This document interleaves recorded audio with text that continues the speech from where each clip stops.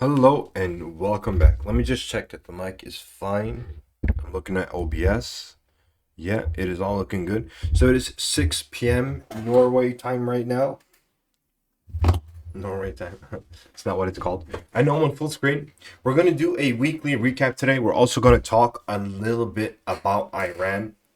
There isn't much to go into right now, or there is a lot around it, but there aren't really any subjects that concern us too much as traders.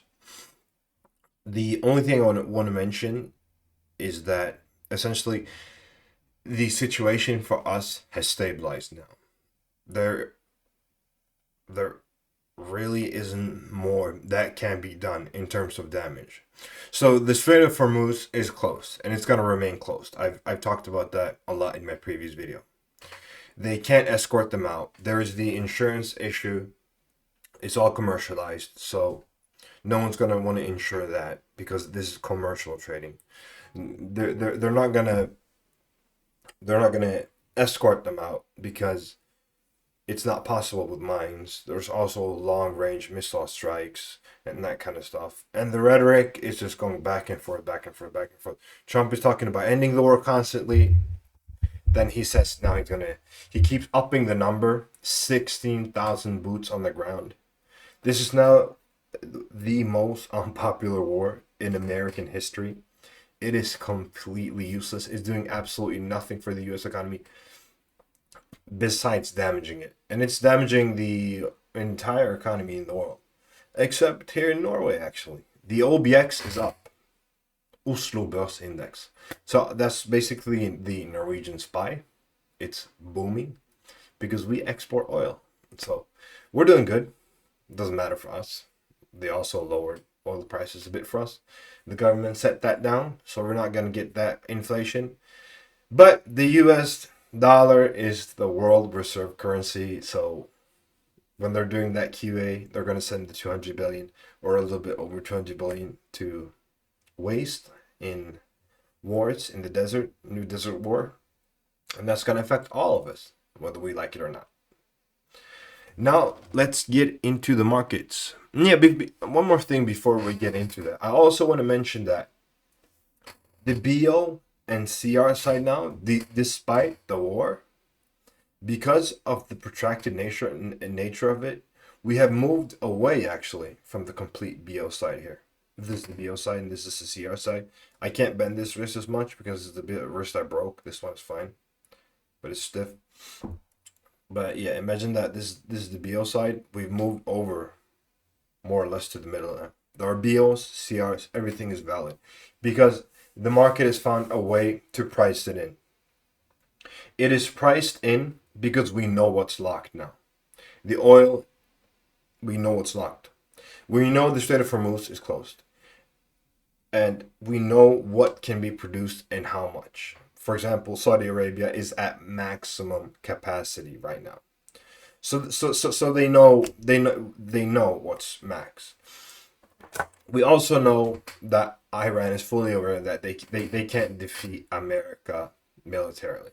They're not dumb. They might be fanatical or whatever, but they're not dumb in that sense. Their military is sophisticated. They know what they're doing. So what they're doing instead is damaging America financially. That's why they doxed that Jeep with that cringe ass dancing video and all that stuff. I don't know if you guys saw that. I hope you didn't. But it's like the director of FBI. He got doxed. They're doing political damage. Probably going to lose the midterms. If the Republicans lose the midterms, then for sure Trump is going to get impeached. The Iranians are fully aware of that. So they're doing maximal economic damage. That's why we know they are not gonna let the Strait of Hormuz open again. And if Trump the Republicans lose the midterms and Trump gets impeached, there's a possibility they might just pull out of the war. And then actually things are not going to get stable from that. We're going to go back into the BO market because things are going to have to price in again. But now it's priced in for what it can. With that said, let me make myself smaller and let's get into the weekly recap. Today, I don't want to talk about the news. I want to look at the charts a little bit. So this trade, this CR we triggered here, when a CR starts going sideways like that, I don't like it anymore. So if you were in a stop order for this one, fuck that. Get out of it. As for gold, there was a 12-hour very nice entry here. I'm pretty sure everyone that entered that, with exception of Sharker, of course, he obviously lost, probably full loss. So something like that. Very nice. Very nice. That would be like a late entry. It was originally a 12-hour, wasn't it? I don't remember. But yeah, this trade went really well. I did recommend a 1.5, not a 2.0. I said do that through extension, if you guys remember. So this one I was very happy with. I was hyping this trade a lot. But yeah, so that's one thing I want to touch in on this, because I've talked about what kind of markets we're in right now. As you can see, oil is pricing and ranging as well. You can see that. No more chaotic moves. There's no more gapping. So we're solid on that. But one thing I want to talk about is, what is this? It's a new member. I want to trade. All right, bro. Get in there.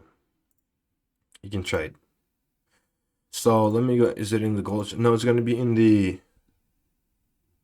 This is something I'm going to talk about as well. This is for the questionnaire tomorrow. I got questions about that. Also, just want to say Kyle did nothing wrong or anything like that. Kyle, I think he's profitable. He's trading his own way. But let me find where I posted the trade. Oh, it looked like it lagged there. So here was the trade. This is what it originally looked like. Oh yeah, the entry was a lot better than what I just showed you right here. It was a lot better than that. Oh yeah, that was very nice. See, you all doubted me. So what happened here, I did speak to Sharker because obviously he lost that. And that's why we call it the Sharker curse. He got fucked in that trade by some miracle. But what I wrote down here is move your sub loss slower when trading gold compared to when you're trading regular pairs. Regular pairs, just regular currency pairs. Then, for example, your Euro AUD. Move it slower. Why, you might ask? It is really important that you know why, actually. It is because it is a currency pair. No, sorry, it is not a currency pair.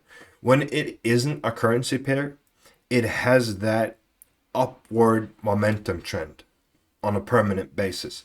If we go into the let me just check that everything's okay. Yeah. I'm kind of paranoid that sound will cut out or anything like that.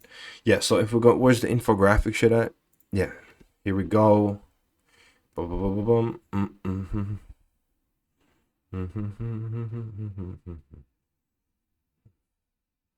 I swear I posted some gold stuff. You serious? There we go. So if you look at gold, it has a very strong upward bias. So this is since 1970. This is definitely posted by some gold seller though. Yeah, EV, and it's in gold and shit. Fuck that. Yeah, this is a better representation. So gold grows. You can see that gold has been on an upward trend, especially when SPY goes down. You can see gold reacted very positively to that. So there's this hedging bet on it. And as SPY skyrocketed, it has gone down a bit, but now it's at all-time highs. So this is a bit old. But over that 20-year basis now lately, gold has been very strong. The point with that is, and I'm going to touch more on all of this in my gold video. It'll help you guys understand gold more. But it's just that it doesn't move like a regular pair. Try to think of it as a stock, but it isn't a stock. What I mean by that is it's constantly going to be at, or not even a stock. Think of it as a blue chip. It's constantly going to be at ATH. ATH, ATH, ATH, ATH. It's going to hit that all the time. So when you know something has an upward trend. It has an upward trend bias. You should be more open on your sell loss to taking a full loss, because it is more likely to go up than to go down. So being very aggressive, like BO aggressive on a regular currency pair, when you're doing just a CR on gold, when you're constantly you're WT CRing, there is no point in CTBO fucking moving that sell loss. You don't want to do that. And also, it doesn't mean you should accept full losses. But if I'm going to quantify it really easily. Let's say there's a 70% chance that this goes up instead of these currency pairs that just go up and down, up and down, up and down. I'm not saying it does. It's just an example. You are less likely to need to move your sell loss to save yourself. Do you understand? That's why you should move it slower with gold. When I talk about having a dynamic, you should have separate ones set up for when you're trading gold and silver. You should do like 1 to 20 pips on these. And if you want to do, like, you can do 1 to 10 or 1 to 8 depending on the pair. And some super aggressive shit, like, I don't know. Depends how you want to do it on BLs. That's something different though. But here, point is, don't do it really aggressively on gold. Move your sell out slower. And also, Sharker said, you said, let me see. And I'm not, you're not really doing anything wrong, Sharker. You're new. You're still learning. You hit BE, I think. You didn't do the Timmy though. This is the Timmy. How do you even do that? The fuck. Anyways, let me see. Yeah, so he did it manually. Don't do that. Get yourself a notebook. Get yourself a notebook, bro. Write down how much. Quantify it. Don't just move it randomly. Get yourself a notebook. Write down what you're going to put into your dynamic. Don't put off getting a dynamic and pissing around. And write down how much you want to do for each pair. Okay? Try starting off with 20 for gold, 10 for regular pairs, and move it like that. Have it set. Because there's no reason why you should move sell-offs differently in accordance to price on a similar CR. That makes absolutely no sense. You should stick to the mathematical formula that works for it. You understand? I really hope that makes sense for you guys. And that's why the dynamic is so important as well.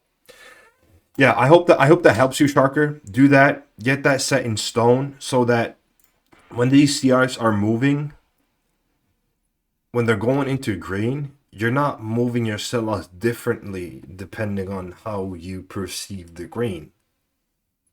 It doesn't make sense, right? And again, upward bias here. That's why we do the single touch SRs. The SR areas here, we're doing it on ATHs, single touches, all that, because it's gold. And they're very stable on gold as well. And I have a very high win rate on gold. That's why I do, if you've been following the 500k challenge, I only scout on gold because my win rate on gold is the best of it all. I actually don't, in the video, I actually don't think I've even posted a failed gold trade. I don't think so. I've been into gold forever. So do that. Exactly what I explained to you. Quantify it. Don't just move it on vibes, bro. Fucking get some 20 pip movement on it. Or 18. Or 21. Just set it in stone. Get it properly. Set it out on dynamic. And you should be good. That's all I got for now, though. Thank you guys for watching. That was the weekly recap. I'm glad I got that explained for you guys. And I will see you tomorrow for the weekly questionnaire. Bye-bye.